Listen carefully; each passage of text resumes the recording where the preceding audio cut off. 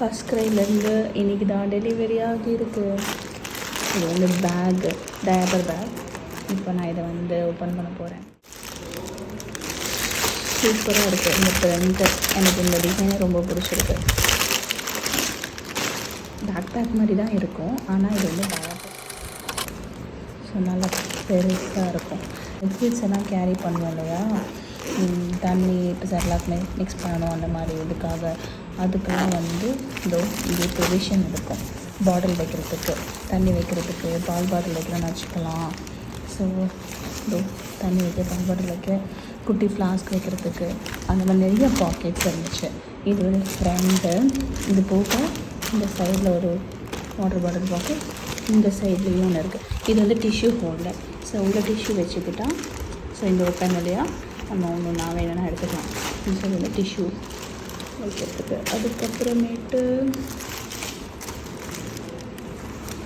பின்னாடி பக்கமும் ஒரு ஜிப் இருக்கும். அது ஹிடன் ஜிப். இதில் மேபி நான் என்னோடய ஃபோன் ஏதாவது வைக்கணும்னா வச்சுக்கலாம்.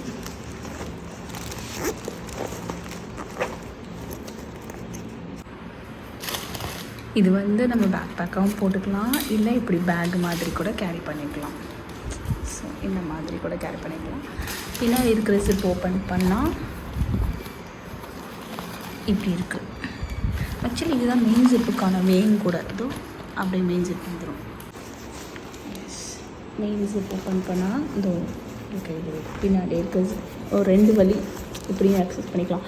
இதுக்குள்ளேயே நிறைய ஜிப்ஸ் இருக்குது. மேலே ஒன்று இருக்குது, கீழே ஒன்று இருக்குது, இந்த சைட்லேயும் நிறையா பாக்கெட்ஸ் இருக்குது.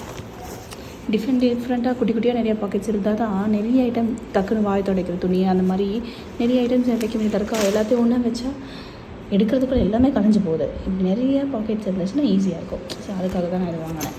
நல்லா ட்ரெண்டியாகவும் இருக்குல்ல. அவன் வந்ததுக்கப்புறம் நான் இதை பேக் பேக்காக சும்மா யூஸ் பண்ணிக்கலாம், நானும் அவனும். So nice.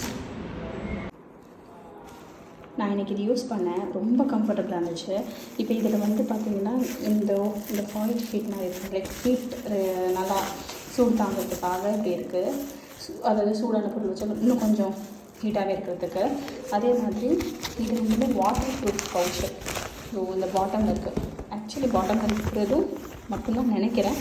நான் நேரம் இருக்கிற பார்த்தாலும் அப்படி தான் தெரியுது. இல்லை, பாட்டம் உள்ளது மட்டும்.